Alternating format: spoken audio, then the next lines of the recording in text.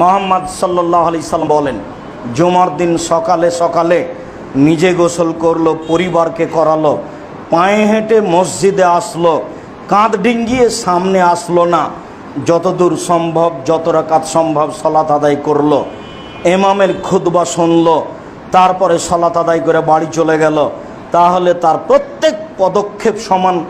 1 বছর তাহাজ্জুদ পড়লে জানে কি হয় তাই হবে, 1 বছর নফল সিয়াম পালন করলে জানে কি হয় তাই হবে। বুঝাতে পারিনি এখনো। প্রত্যেক পদক্ষেপ সমান। 1 বছর তাহাজ্জুদ, 1 বছর নফল রোজা। 1 বছর নফল রোজা রাখলে যত নেকি হবে, 1 বছর তাহাজ্জুদ পড়লে যত নেকি হবে, প্রত্যেক পদক্ষেপ সমান তত নেকি হবে। তার নাম জুমার দিন। যদি বুঝাতে না পারি তাহলে আমি অক্ষম, যার কারণে মাঝে মধ্যে বলি যে আমাদের দিয়ে যদি হয় তাহলে তুমি জাতির সামনে আমাদেরকে গ্রহণীয় করো। তার মানে এত দামি কথা জাতির তো জানা দরকার। মুহাম্মদ সাল্লাল্লাহু আলাইহি সাল্লাম 1450 বছর পূর্বে চলে গেছেন, কথা এভাবে রেখে দিয়েছেন, হাদিসে আছে। আর বাংলাদেশের শতকরা 98টা মসজিদে কেসা কাহিনী দিয়ে জুমার খুতবা হলো,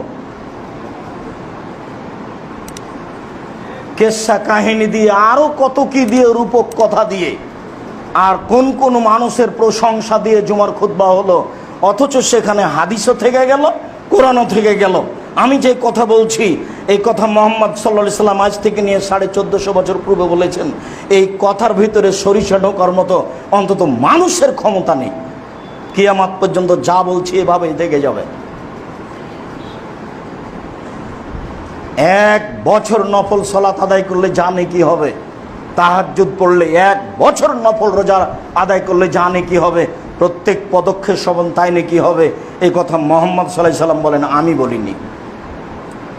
এ কথা পৃথিবীর কোনো পীর বলেননি, এ কথা পৃথিবীর কোনো ইমাম বলেননি, এই কথা পৃথিবীর কোনো সাহাবী বলেননি, এ কথা উমরের নয়, এই কথা আবু বকর সিদ্দিক রাদিয়াল্লাহু তাআলা আনহুর নয়, এই কথা স্বয়ং মুহাম্মদ সাল্লাল্লাহু আলাইহি সাল্লামের। তার নাম জুমার দিন। এই কথা বলে আপনাকে বলতে চেয়েছি, জুমার দিনের দাম দিতে শিখতে হবে। আগে সামনে আসলে আগে আসতে হবে, পরে এসে সামনে আসার চেষ্টা করবেন না, ভুল হিসাব। আর একজনকে কষ্ট দেওয়ার চেষ্টা করবেন না। যে যেখানে আছেন ভদ্রতা বজায় রেখে আমাকে দেখতে পান আর না পান, কান লাগিয়ে কথা শুনবেন। প্রত্যেকটা কথার কোটি টাকা মূল্য, এমন হিসাব করে আপনাকে দাঁড়িয়ে থাকতে হবে।